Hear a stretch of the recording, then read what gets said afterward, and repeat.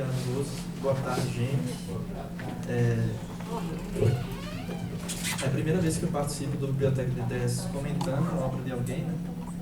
E uma satisfação enorme poder participar comentando a obra de Petrúcio, né? Apresentando e comentando também. Essa minha intervenção, essa contribuição, na verdade, ela vai ser um pouco fundamentada num texto que está aqui na última publicação do Grupo de Pesquisa Estesia, né, esse livro organizado por Petrúcia, publicado agora por ocasião dos 5 anos do Estesia, organizado por ela e com contribuições de vários pesquisadores, né, muitos deles aqui, estudantes. E para esse livro, na comemoração dos 5 anos do Estesia, eu e a Nauíque escrevemos um texto que se chama Um Modo Novo de Sentir, a Fenomenologia de Merleau-Ponty, a Pesquisa Qualitativa e o Desassossego da Estesiologia. E boa parte dessa minha fala vai ser a partir desse artigo. Por quê? Quando a gente foi escrever esse texto, a gente quis percorrer um pouco a história do próprio grupo de pesquisa Estesia, tentando notar como que o Estesia nasceu em torno da fenomenologia de Merleau-Ponty. Mas para fazer isso, e para tentar localizar as pesquisas da Estesia no âmbito mais amplo da pesquisa qualitativa em educação, a gente teve que fazer um certo histórico da fenomenologia, depois um histórico da fenomenologia no Brasil, e para chegar, por último, ao Estesia, a novidade da pesquisa do Estesia. Isso se confunde um pouco com a história do pensamento da própria Petrúcia, né, como coordenadora do grupo, como pesquisadora. Então é por isso que eu trago alguns elementos desse artigo aqui. Pessoalmente, o conhecimento que eu tenho de Petrúcia, né, a proximidade que eu tenho com Petrúcia é muito mais recente do que de algumas pessoas que estão aqui nessa sala, né, como Karenine, como Moal, Ana Cláudia, Ingrid, né, que foram colegas, né, da graduação, que foram alunos da graduação. Eu me aproximei de Petrúcia a partir do ingresso no doutorado, ou seja, do meu doutorado, que foi em 2013. Mas eu a conheci antes, porque no mestrado, eu fiz o mestrado no programa de pós-graduação em filosofia, aqui da UFRN. No ano de 2010 teve uma disciplina, o Moal estava lá também. Foi uma disciplina sobre os cursos sobre a natureza, de Merleau-Ponty. Crítica da Metafísica 3. O nome da disciplina era Crítica da Metafísica 3, lá no programa de filosofia, né? E o texto trabalhado foi os cursos sobre a natureza. Estávamos lá eu, Moal, Thaís, Gilmar, Jefferson, não me lembro, mas enfim, tinha muita gente do grupo na época. E foi algo muito importante para mim aquele momento, aquele curso, porque foi depois da minha graduação, que foi em filosofia, na qual eu já tive um contato com o Merleau-Ponty, mas não foi o foco da minha graduação, até porque na minha graduação não tinha nenhum especialista em fenomenologia, muito menos em fenomenologia de Merleau-Ponty. Mas aí foi um retorno a Merleau-Ponty, retorno a algumas lacunas da minha graduação. A gente sabe que no nosso estudo de graduação a gente tem muitas lacunas. E a minha formação ela foi muito influenciada pelos teóricos da escola de Frankfurt, do século XX, né? Uma abordagem mais neomarxista, neocantiana, então muito influenciados. Fui muito influenciado por esses pensadores e posteriormente por Michel Foucault, também na graduação.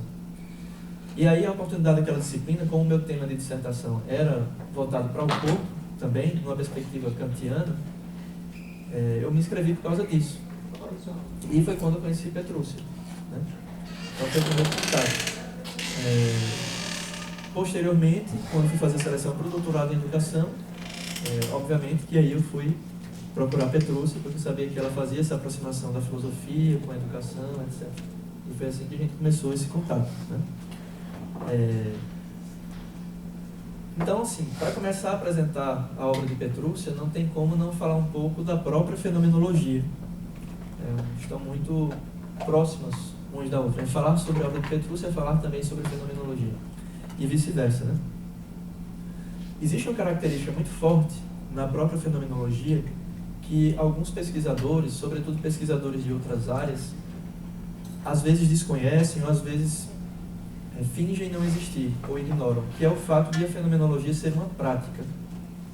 Algumas pessoas pensam às vezes que a fenomenologia é algo extremamente abstrato, que é algo extremamente etéreo, meio, né, meramente conceitual, mas se esquecem que estudar fenomenologia é fazer fenomenologia. Não existe uma dicotomia entre essas duas coisas. Então a gente pratica fenomenologia.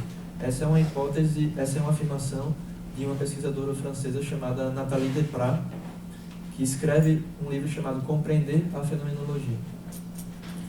E é por isso que Merleau-Ponty, no prefácio da Fenomenologia da Percepção, afirma que a fenomenologia ela só é acessível a um método fenomenológico. Não existe separação entre fazer fenomenologia e a própria prática da fenomenologia, né? Pensar fenomenologicamente é agir fenomenologicamente também. E quando a gente faz fenomenologia, porque a fenomenologia é uma escola extremamente ampla, né, de pensamento, que começou com Husserl, que não está aparecendo aí agora, né? E eu pensava que estava lá. Está desde o início sem aparecer nada? Tá. Mas estava aparecendo, né? Tá aberto ali? Tá aberto ali? Tá, né? Tá. No teu computador aí, tá? Tá. Então, bom. Então é só a entrada aí que tem que selecionar.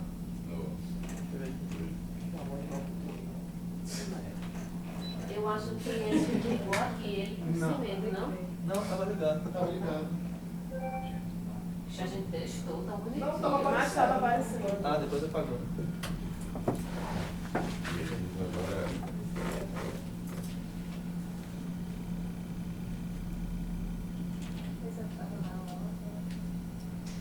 Não, acho que ele tava pausado, né?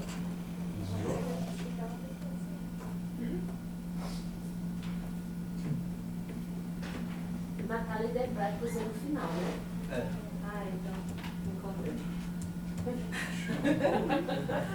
Não comprei o livro ainda. É um livro em branco com umas letras roxas, eu acho. Tá piscando a luz, e aí?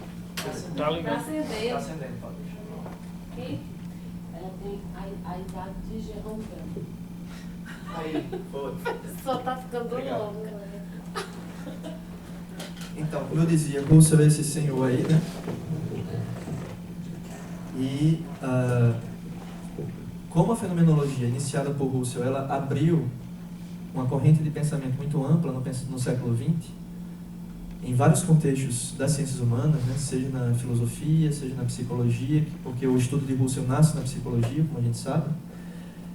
O que acontece é que os pesquisadores que foram se interessando pela fenomenologia, eles foram se apropriando de algumas indicações metodológicas fundamentais contidas em Husserl. E quem fez esse trabalho foi Edith Stein, que foi uma de suas alunas, né? E ela organiza uma das publicações de Husserl, Ideias para uma Filosofia Pura e uma Filosofia Fenomenológica, e lá, nesse livro, tem algumas indicações metodológicas de como se fazer fenomenologia. A mesma coisa aconteceu com os pesquisadores, que foram identificando quais eram as indicações fundamentais do método fenomenológico, e método é diferente de estratégias metodológicas, né, ou de método, mesmo de metodologia, né? Método é um caminho a ser seguido, e Husserl propõe algumas indicações. Antes de se deter mais sobre esse método, né, a gente lembra que Petrúcia ela começa a enveredar nesse caminho da fenomenologia por dois campos, por causa da sua própria formação, né? A formação em filosofia e a formação em educação física. Primeiro veio a formação em educação física, né? Depois a formação em filosofia. Só que desde a primeira incursão teórica, né, que Petrúcia faz na fenomenologia, essa abordagem vai ajudar, segundo um artigo recentemente publicado por Almeida, Brat e Guidetti, aí não é 2003, é 2013, certo? Só para corrigir. Eles afirmam, numa pesquisa sobre o contexto da abordagem da recepção da fenomenologia na educação física brasileira, eles afirmam que a abordagem desenvolvida por Petrúcia vai complexificar epistemologicamente a educação física no Brasil. A abordagem que ela faz de Merleau-Ponty, né? Ela não é a única a fazer essa abordagem de Merleau-Ponty na educação física, existem outros, né? Pesquisadores que também fazem esse caminho, como o próprio Wagner Way, que é ex-orientador dela, de doutorado, mas para os autores foi ela que conseguiu ir mais além nessa abordagem fenomenológica na educação física brasileira. Então, para trazer um pouco à tona algumas discussões em torno da obra de Petrúcia, eu parto de uma afirmação de Merleau-Ponty na própria Fenomenologia da Percepção, que fala que a fenomenologia se apresenta como começo, como problema e como promessa. Esse é um pouco o caminho que eu e a Nauí fizemos nesse texto. E aí a primeira coisa é a gente entender o começo da fenomenologia e o começo da obra da própria Petrúcia, né? Que é a fenomenologia como atitude. Já falamos desde o início, né? A fenomenologia, ela implica uma determinada ação, um determinado modus operandi, né? Um modo de fazer. E se a gente pensa no contexto da pesquisa qualitativa no Brasil, essa pesquisa ela começou com a sociologia, com a antropologia, né, e posteriormente com a educação, para a gente começar num cenário mais amplo e ir para o mais estrito, certo? Obviamente, como a gente começa com essas outras áreas das ciências humanas, a gente também vai se apropriando de métodos que foram iniciados por pesquisadores dessas áreas. Então a gente tem aqui, ao longo do século XX, o desenvolvimento de métodos etnográficos, né, com os antropólogos, da pesquisação, e posteriormente uma apropriação da fenomenologia na educação. Nesses métodos antropológicos, muitos deles trazidos à tona por Merleau-Ponty em Psicologia e Pedagogia da Criança, né, como a gente viu no ateliê no primeiro semestre, a gente vê as etnografias de culturas não ocidentais, como as feitas por Malinowski, Margaret Mead e Lévi-Strauss. Temos o trabalho de Antropologia Educativa de Montessori, que é publicado no início do século XX, e a escola em si, como um problema sociológico, ela começa a ser levada em consideração a partir dos anos 50. E a partir dos anos 60, cresce a abordagem de pesquisas qualitativas no âmbito da educação no Brasil. Isso, em grande parte, por causa da efervescência cultural e política daqueles anos, né? A gente não pode se esquecer que os anos 60 são os anos marcados por maio de 68, pela eclosão dos movimentos sociais, movimento negro, movimento feminista, movimento LGBT.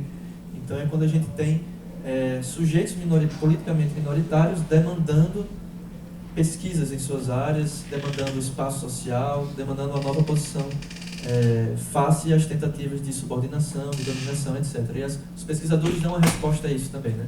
Levando a pesquisa qualitativa para esses grupos. É nesse contexto que a fenomenologia vai aparecer, de algum modo. Ela influencia a etnografia, que até então era baseada somente no funcionalismo estrutural próprio da sociologia, né, de autores como Max Weber e Durkheim. E as ciências sociais e as humanidades, elas vão começar a ter as suas fronteiras flexibilizadas também por essa abordagem fenomenológica. A gente não pode esquecer, por exemplo, que, como o François Dossi fala na História do Estruturalismo, né, naquele texto que nós de anestesia já lemos, que se chama A Passarela Fenomenológica, é a partir da fenomenologia que muitos estudiosos, pesquisadores de várias áreas das ciências humanas, depois dos anos 50, vão começar a migrar para outras áreas. Por isso, passarela, né? Porque eles começam a sair da fenomenologia e se direcionar a outros lugares. Como é o caso, não da fenomenologia especificamente, das ciências humanas, como é o caso de Pierre Bourdieu, né, que de formação filosófica vai migrando para a sociologia cada vez mais, né, como é o caso, o mais famoso, que o François Dossi chama de o golpe de misericórdia na fenomenologia, segundo ele, né? Que Petrúcia detesta essa afirmação, que é o Michel Foucault, né? Que deu o golpe de misericórdia na fenomenologia. E ela sempre pergunta, em qual fenomenologia, né? E Foucault deu esse golpe de misericórdia. Enfim, mas acontece essa flexibilização das fronteiras das ciências humanas, em grande parte influenciadas pelas implicações e pelas problematizações propostas pela fenomenologia. A gente viu isso também no ateliê, lá no texto As Ciências Humanas e a Fenomenologia, né? Quando Merleau-Ponty faz essa grande análise, baseada em grande parte nos textos de Russell, né? A crise das ciências europeias, e vemos como a fenomenologia foi questionando as fronteiras das próprias ciências humanas. É um trabalho que Foucault também vai levar a cabo um pouco mais à frente, com a publicação, depois da morte de Merleau-Ponty, né? De As Palavras e as Coisas, que ele faz essa arqueologia das ciências humanas, nos diversos domínios das ciências humanas, a economia, né, política, demografia, etc. E fazendo muitas referências à própria fenomenologia nesse processo de modificação do cenário das ciências humanas, do cenário epistemológico das ciências humanas, né? Diagnosticando a famosa morte do homem, né? Como um rosto que se apaga na areia do mar, levado pela água. Bom, mas é nesse período que outras posturas teórico-metodológicas, a partir dos anos 60, elas começam a ser adotadas no contexto da pesquisa qualitativa, como interacionismo simbólico, construtivismo, etnometodologia, marxismo crítico, feminismo, etc. Ao mesmo tempo, a partir dos anos 60, 70, vai nascendo a informática, né? E outras estratégias de coleta de dados começam a ser utilizadas também pelos pesquisadores, coleta e armazenamento de dados. A informática vai permitir armazenar dados que antes eram extremamente difíceis de serem armazenados. É a partir desse momento que a fenomenologia, em dois âmbitos, começa a ser empregada cada vez mais fortemente como método. Primeiramente, na psicologia. Então, a psicologia que recebe a fenomenologia como método de pesquisa no Brasil. E até hoje é muito forte enquanto método nessa área do conhecimento, né? Normalmente, na psicologia, se trabalha muito com a noção de entrevistas fenomenológicas. Não sem problemáticas na própria psicologia, né? Porque a gente sempre se pergunta se a fenomenologia está interessada em apreciar o mundo vivido dos sujeitos, né? E a gente sabe que o mundo vivido em Merleau-Ponty corresponde à experiência pré-científica, né? A experiência antes da elaboração da objetificação pela ciência, que é a característica mais basilar da ciência, né? Como é que a gente vai tratar entrevistas de maneira fenomenológica se ali o sujeito já está racionalizando, né? Se ali a gente não tem o acesso de fato a uma experiência pré-científica, né? Enfim, mas são questões com as quais os psicólogos têm que lidar quando eles adotam a fenomenologia como método, né? Merleau-Ponty, ele parte desse mundo vivido, desse mundo pré-científico, como a gente vê lá na fenomenologia da percepção também, né? O mundo existe antes que nós pensemos nele. É assim que ele fala lá, né? O Rezende, né, que também foi um dos grandes pesquisadores da fenomenologia e da educação no Brasil, diz o seguinte, que a fenomenologia é um método inseparável da atitude filosófica que lhe corresponde. Dizendo de outro modo aquilo que Merleau-Ponty também já tinha dito, né, na fenomenologia. E no próprio método da fenomenologia, isso é o que eu acho muito interessante para nós, pesquisadores da educação e da educação física, e das outras áreas também, né, das ciências humanas, é que a própria fenomenologia ela é profundamente pedagógica. Ela exige um envolvimento de natureza educativa. Educativa no sentido transformador, né, do próprio sujeito. Nesse sentido, você fazer fenomenologia é um processo educativo também para o próprio pesquisador, que exige uma certa educação do seu olhar, da sua prática, da sua praxis, se fosse para usar uma linguagem mais marxista, né, que Merleau-Ponty retoma em As Aventuras da Dialética, justamente para mostrar essa proximidade entre a fenomenologia e o universo marxista e a teoria marxista também. Bom, eu acredito, na minha leitura que eu faço da obra de Petrúcio, que ela consegue, desde o início, perceber essa relação, essa imbricação, esse imbricamento fundamental da fenomenologia com a educação. A fenomenologia ela é, de per si, pedagógica, ela é, de per si, mais que pedagógica, ela é educativa. Ela é transformadora, né? E é a partir daí que ela realiza a articulação entre três grandes áreas de conhecimento, que são a educação física e a filosofia. A fenomenologia atravessando essas três áreas, né, o tempo inteiro. Como é que ela faz isso? Ao reconhecer o corpo como um princípio capaz de organizar o conhecimento. E aí o diálogo que ela vai fazer na sua dissertação de mestrado, posteriormente publicada, né, que a gente vai mostrar aqui. Eu só tenho essa aqui, é a segunda edição, Corporeidade e Educação Física, do corpo objeto ao corpo sujeito. É justamente, eu entendo essa obra como essa comprovação, essa apresentação do corpo como princípio epistemológico.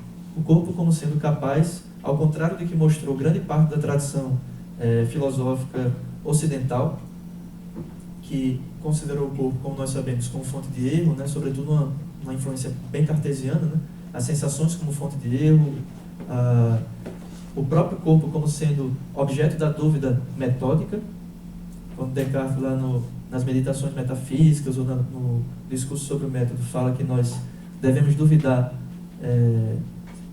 devemos nos perguntar sobre o estado daquela cera. Será que a cera que derrete, da vela que derrete, será que meus olhos não estão me enganando? Será que o sonho que eu estou tendo não é a realidade? Então toda um questionamento acerca da natureza sensível do mundo ao redor e como ele nos engana, de algum modo.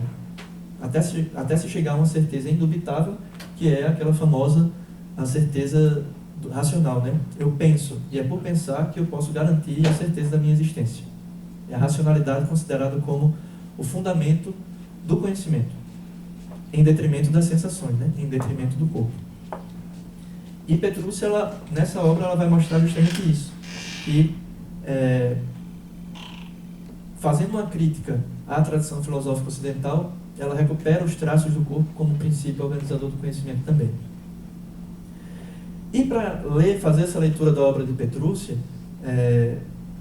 eu fiz com a Nauíque esse movimento de uma história das ideias no sentido merleau-pontiano. Não foi uma leitura cronológica, né? Assim, da primeira obra até o fim. Aqui eu vou apresentar mais ou menos cronologicamente para ser mais didático. Mas a gente foi tentando reconhecer esse movimento dialético no interior da própria obra, né? Que se defronta com contradições e faz uma síntese, no sentido quase que hegeliano, né? Você tem uma tese, depois uma antítese e uma nova síntese que faz você avançar um pouco mais. Em Merleau-Ponty, a história, ela não é um desenvolvimento progressivo das coisas, né? Ela não é uma linha linear, para ser quase repetitivo, né? De algo que tem uma origem e se direciona para um fim. A história, na verdade, ela partilha com a palavra, com a expressão, com o pensamento e com todo mundo sensível essa multidão, né, essa miríade de sentidos que nos permitem acessar outras dimensões da existência para além daquilo que já está instituído, para além daquilo que já está posto. E muito além daquilo que uma única consciência poderia dizer ou constituir. Daí que a gente constata que Merleau-Ponty ele se distancia de uma determinada fenomenologia tradicional, talvez de um primeiro Russell, até porque a própria obra de Russell é muito heterogênea entre si, ela tem 3 grandes fases, a gente precisa considerar isso quando fala da fenomenologia. E no próprio Russell, no final da sua obra, o sujeito não é tão mais esse sujeito absoluto que constitui o sentido do mundo a partir da sua própria consciência, separado do resto do mundo. Não é bem assim, né? E Merleau-Ponty desde o início se distancia dessa determinada compreensão do sujeito. Então, fazer uma história das ideias, olhar para a obra de Petrucci como a partir de uma história das ideias no sentido merleau-pontiano, é buscar o contato com o ser bruto. E ao invés de procurar essa inteligibilidade mecânica, né, essas coisas que se organizam de maneira mecânica, né, essa lógica quase proposicional, se isto, então aquilo, se acontece isso, depois vem aquilo, a gente tentou estar atento aos sentidos que foram se constituindo, se instituindo ao longo das obras que nós fomos analisando e da vida do grupo de pesquisa estesia, que se confunde com a história de pesquisa da própria Petrucci. É nesse sentido que uma história das ideias não se destaca, não se separa de uma história da expressão. Essa é uma tese defendida pela Judith Revel num livro chamado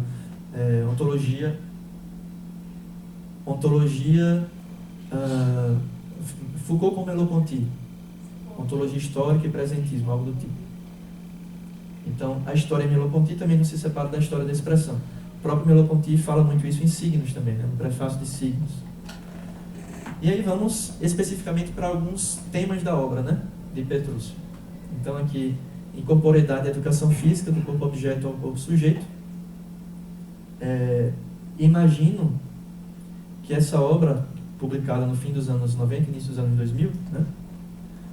Petrucci defende mestrado em 95, eu acho, por aí. Ela meio que deve ter perturbado bastante ou trazido grandes inovações para o interior da educação física brasileira, né? Talvez Karenina até possa falar um pouco mais sobre isso na discussão. Justamente porque, como eu leio a partir do olhar filosófico, né? Talvez algumas questões aqui me escapem, né? E é bom porque elas reaparecem na nossa discussão posteriormente. Talvez a própria Ana Cláudia e a Ingrid, né, que conviveram nesse período mais anterior, no Departamento de Educação Física, uma aula depois, Paula, bem depois. também podem, na discussão, trazer um pouco à tona esses elementos próprios da educação física mesmo, né? Porque o meu olhar, de fato, ele se volta mais para as questões filosóficas da obra. Mas essa obra, ela foi fruto da dissertação no PPGD, né, na educação, sob a orientação de Edson Claro, e 5 anos depois foi publicada, né, no ano 2000, a primeira edição, e em 2005 essa segunda edição aqui, com prefácio da Maria da Conceição Almeida. Né. O que acontece nessa obra, gente? Ela é um aprofundamento filosófico nas noções de corpo e corporeidade, na filosofia e na educação física.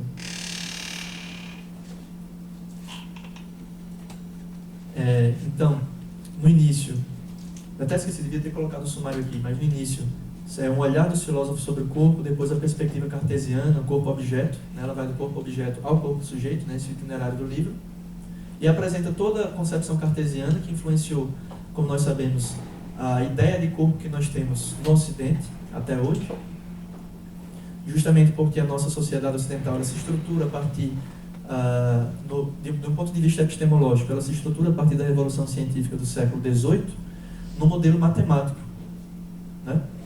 Não se pode esquecer que Galileu, grande matemático, filósofo também, figura central da Revolução Científica, né, e da modernidade, dizia que a natureza ela se oferece em linguagem matemática. Então, para ler a natureza é preciso ler em matemática, né?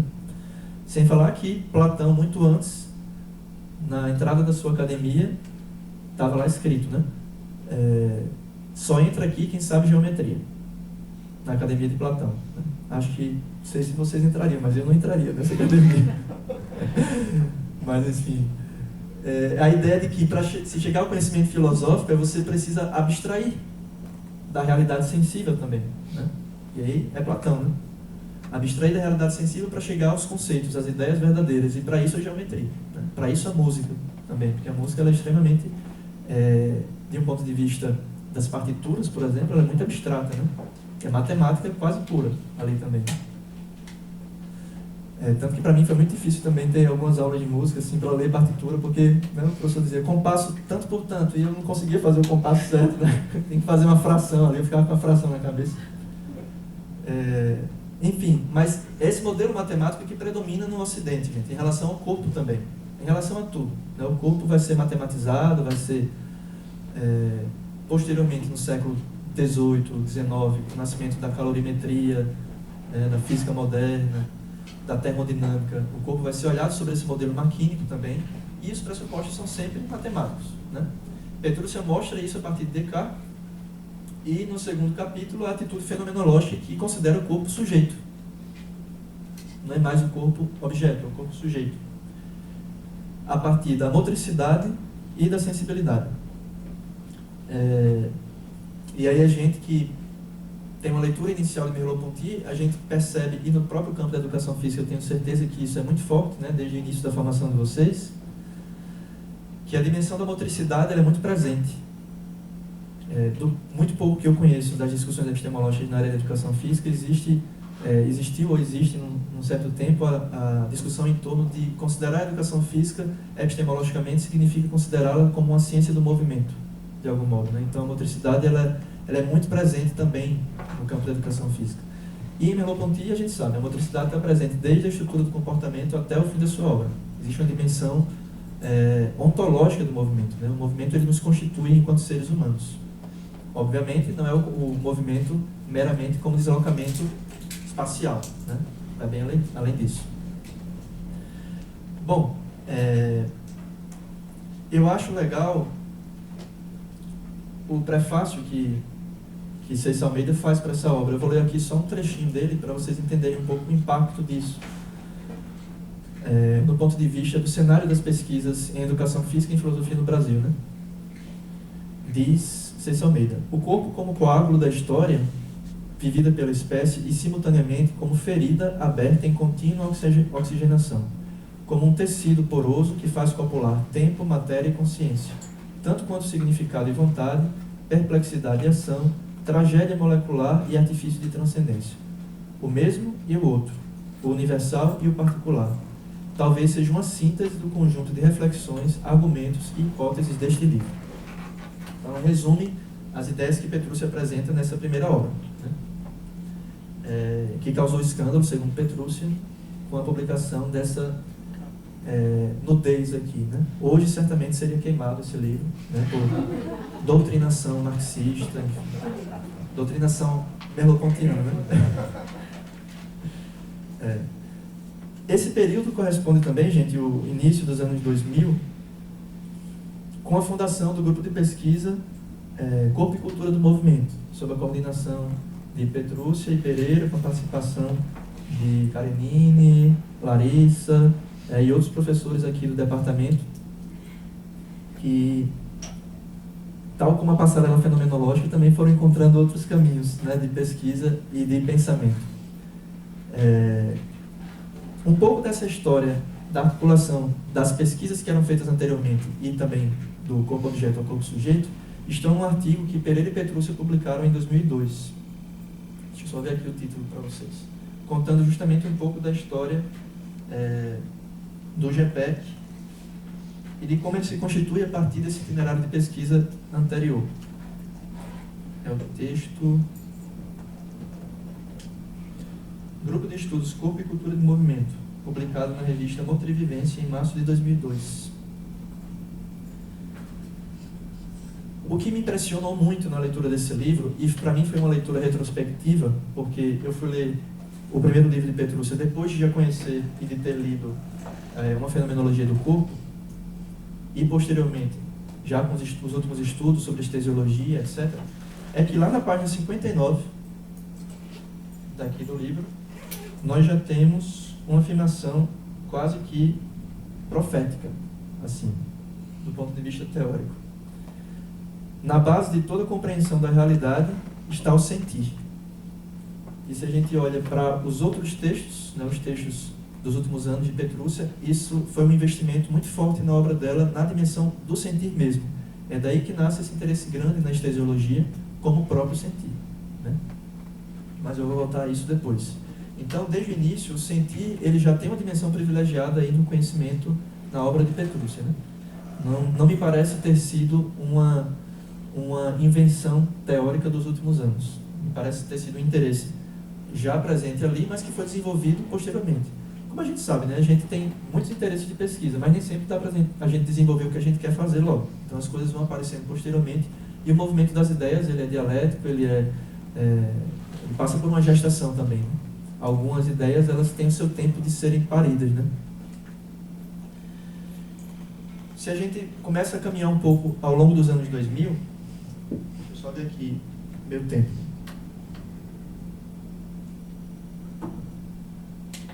A gente considera que um fato importante que é o fim do doutorado, né? A defesa do doutorado Petrucci em 99,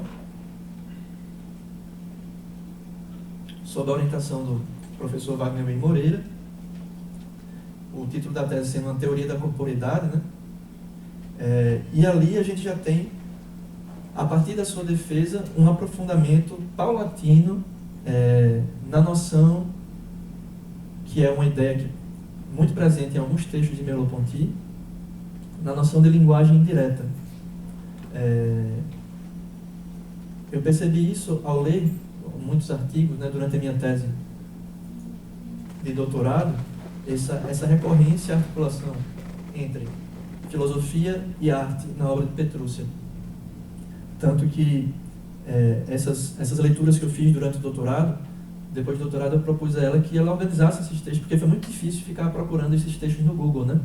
Então, assim, para ajudar os colegas que vinham depois, eu propus a ela organizar um livro que contivesse esses textos, né, mais importantes. Foi quando saiu essa obra aqui, nessa coletânea, Corporeidades e Inspirações Merleau-Pontianas, com textos escolhidos por ela, alguns eu sugeri, e que reúne esse movimento aí do pensamento até a atualidade.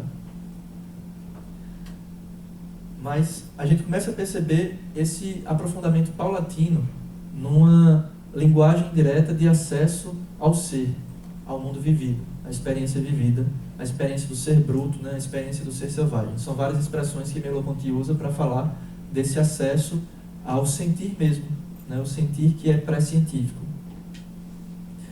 E aí, a lista de artigos seria longa, né? Eu selecionei alguns que me tocam mais enquanto pesquisador enquanto leitor de Merleau-Ponty e da obra de Petrúcio também. Esse O Corpo como Obra de Arte, publicado aqui na Princípios, Corpo, Percepção e Conhecimento de Merleau-Ponty, também aqui da UFRN, O Corpo como Obra de Arte e Inexatidão da Verdade, da Cronos, Corpo, Gestos e Expressão, Notas sobre a Ontologia Sensível, e aí a gente entende essa linguagem direta no contexto de uma ontologia sensível que vai aparecendo nesses artigos, né? Petrúcio faz um esforço nesses textos ao longo dos anos 2000 para mostrar vias de acesso ao ser, mas todas essas vias de acesso ao ser, elas só são acessadas pela sensibilidade, pela estesia, né? Não é à toa que a fundação do grupo, que o grupo fundado, né, depois de um processo de amadurecimento teórico, se chama estesia. É a reunião é o corolário, na verdade, é o coroamento dessa dimensão profundamente sensorial de um processo de pesquisa. E Merleau-Ponty, movimentos do corpo e do pensamento. Como eu já citei, né, esse processo de mais de 20 anos de leitura de Merleau-Ponty, na obra de Nóbrega, ele é reunido nesse texto, nesse livro, Corporeidades e Inspirações Merleau-Pontianas, que também tem sua versão disponível em e-book, né, publicado pela editora do IFRN. Bom, mas esses textos dos anos 2000 em diante, né, até 2010, 2011, 2012, eles mostram essa imersão cada vez mais profunda na potência da noção de estesia. Eles vão permitir uma abordagem do fenômeno educativo a partir da profusão de sentidos proveniente da experiência vivida, levando em conta a promiscuidade entre o sujeito e o mundo, como mostram as últimas notas do curso sobre a natureza. E aí eu volto ao relato que eu fiz no início, né, da aula, daquela disciplina, lá no programa de pós-graduação em filosofia. Por quê? É lá nos cursos sobre a natureza que Petrúcia partilhou conosco em 2010. Na verdade, ela estava partilhando os resultados da pesquisa pós-doutoral dela, né, realizada num período na França, na Universidade de Montpellier, mas ela teve acesso à Biblioteca Nacional da França aos resumos dos cursos sobre a natureza. E esses resumos até hoje não estão publicados no Brasil, não estão publicados em francês, mas não no Brasil. E Petrúcia traz esses resumos traduzidos para a gente, na disciplina, né? E a gente começa a perceber ali, tanto através da publicação do livro, como a gente sabe, são notas do curso, né? Merleau-Ponty não publicou isso em vida, e é por isso que é uma leitura menos fácil que as outras, né? Ou mais difícil que as outras, porque não está encadeada, logicamente, pelo próprio pesquisador. Cabe a nós ir ali tentando se situar na sala de aula de Merleau-Ponty e tentando entender o texto como um aluno que escuta o professor falar. E Petrúcia começa a apresentar ali alguns investimentos diferentes, a meu ver, daquilo que predominou dos anos 2000 até 2010. Porque, como a gente sabe, os últimos cursos sobre a natureza, que são cursos assim, extremamente densos do ponto de vista de conteúdo, são 3 anos de curso, e Merleau-Ponty dialoga ali da biologia, da embriologia até a psicanálise, né? Então não é nada fácil a gente entender, nem sempre, né, o raciocínio de Merleau-Ponty ali. Mas parece que vai acontecendo, desde o início de 2010 em diante, né, no pensamento de Petrúcia, aquilo que certa vez ela mencionou como virada estesiológica. E eu achei bem interessante essa expressão, porque ela retoma, na verdade, essa expressão da virada linguística na filosofia analítica, né? Que a partir do século dos anos 30, 40, na filosofia a gente tem esse movimento da linguistic turn. A linguagem ela passa a ser um instrumento de explicação. Para se explicar o mundo, a gente utiliza a linguagem como sendo a possibilidade única de compreensão dos fenômenos. Se as coisas não podem ser ditas, as coisas também não existem como deveriam existir. A linguagem ela encerra a realidade das coisas. E o que acontece no pensamento de Petrúcia, à medida que ela tem acesso a esses textos não publicados no Brasil, que a sensorialidade ela passa a constituir um papel cada vez mais central no seu pensamento. Por isso, virada estesiológica, né? Há um investimento cada vez mais profundo nessa noção de estesiologia, de estesia, de sensorialidade, do sentir mesmo. Não é que ela não estivesse presente antes, estava. Mas, por exemplo, na dissertação publicada, estava ali timidamente, né? Até porque o interesse era outro, não era esse. E a gente não pode nem nos cobrar enquanto pesquisadores, quando a gente olha para os nossos trabalhos anteriores, né, ficar se cobrando, poxa, mas eu deveria ter feito isso, deveria ter feito aquilo, né? Mas foi aquilo que você pôde fazer como pesquisador naquela época, né? Os acontecimentos, as circunstâncias, as suas próprias ideias não tinham chegado a um determinado nível de amadurecimento para serem expostas de tal ou tal maneira. Quando eu olho retrospectivamente para a obra de Petrúcia, e essa é a minha leitura, né? Obviamente vocês podem ter outras, ela mesma pode ter outras sobre a obra dela, eu percebo essa noção em gestação ali o tempo inteiro, né? Até porque não tem como a gente não pensar nessa dimensão do sentir desde a nossa primeira leitura de Merleau-Ponty, né? Não tem como a gente fugir dela. E talvez seja isso que nos cative a todos quando a gente lê Merleau-Ponty, né? E essa virada no pensamento de Petrúcia, ela vai sendo acompanhada de todo o aparato conceitual que acompanha as últimas obras do filósofo, né? E aí vem o aprofundamento nas noções de esquema corporal, de visibilidade, de carne, tudo isso a partir de obras que foram publicadas recentemente também na França, né? Ainda não são publicadas aqui no Brasil, como os cursos de 52 em diante, que são os cursos quando Merleau-Ponty sai da Sorbonne e vai para o Collège de France, né? Então, a partir do mundo sensível e do mundo da expressão, passando pelas pesquisas sobre o uso literário da linguagem, a instituição e a passividade, depois os cursos sobre a natureza. Então, aí a gente tem um aparato conceitual imenso na obra de Merleau-Ponty, que ainda não está publicado no Brasil, mas que influencia bastante a leitura de Petrúcia, do filósofo, também porque nesses textos Merleau-Ponty vai fazendo uma imersão cada vez maior em outras áreas de conhecimento, como a psicanálise, né? E aí, essa é a minha leitura também, a estesiologia ela parece permitir o nascimento de uma outra maneira de organizar o conhecimento, né? Ou de outras condições de possibilidade do conhecimento, para usar um termo mais kantiano, né? Que seria a episteme, que Foucault retoma como bom neocantiano que era também, né? Então, em Foucault, a episteme é esse determinado conjunto de circunstâncias que permite que um determinado conhecimento se produza numa determinada época histórica. Então, é assim que Foucault analisa, por exemplo, a episteme da Idade Clássica, né, séculos 17 e 18, que permitiu o nascimento da loucura, da ideia de loucura. É assim que Foucault analisa o nascimento das ciências humanas, é assim que Foucault analisa o nascimento da ideia de penalidade, por exemplo.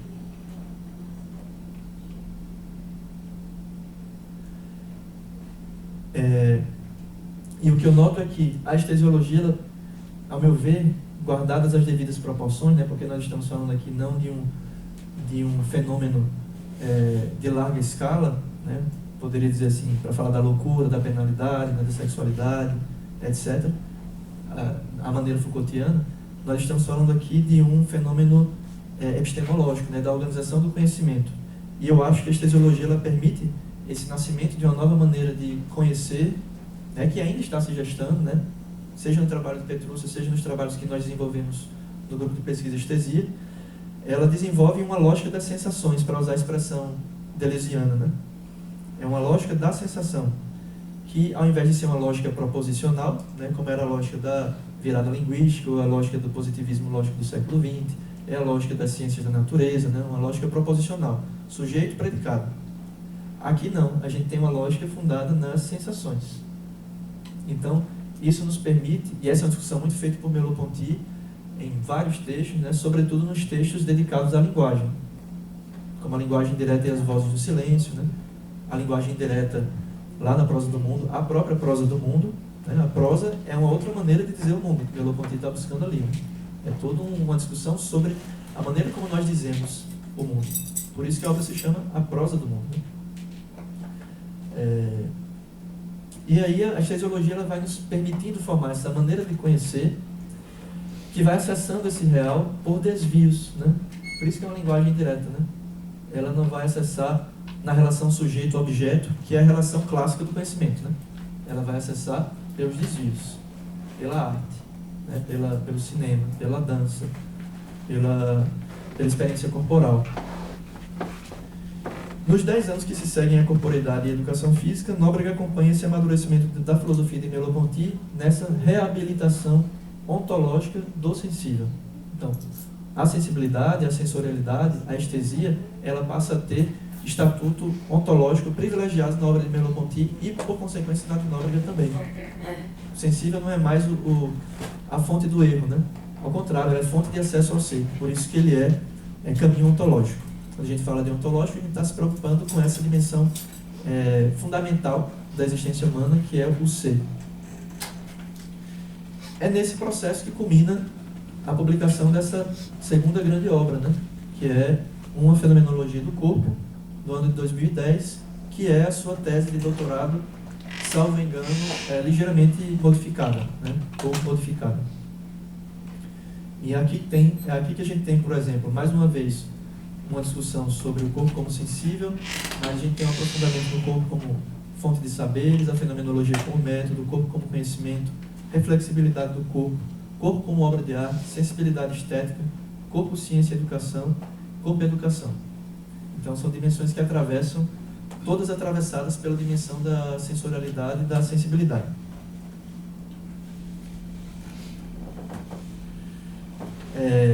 Foram aprofundadas nessa obra, nessas que eu já acabei de citar. Nesse sentido, essa implicação, essa inovação epistemológica na abordagem do corpo, ela produz outros modos de educar também, né? E aí eu volto ao que eu havia afirmado no início, que a fenomenologia, enquanto método, ela já é educativa, né? Eu ia retomar aqui uma citação do livro, mas eu acho que eu coloquei errado. 126. Só vai até a 115. Me confundi. Talvez seja, deixa eu ver aqui. Porque eu tenho poucos marcadores assim no livro, sabe? Então, me confundi um pouco.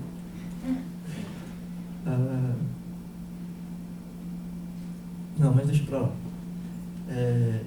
O que acontece é que nessa obra a gente vê Petrúcia dialogando com diversas dimensões da experiência estética, e aqui ainda não se usa a palavra estesiológica, né, mas se usa a palavra estesia, mas o diálogo com pintores, escritores, poetas, bailarinos, que não é uma novidade nos escritos dela. Ao longo dos anos 2000 a gente vai vendo isso também, mas esse diálogo com o mundo de toda a gente. Hoje de manhã a gente até falava na banca de Beth, no seminário 1, sobre essa expressão de Merleau-Ponty, né?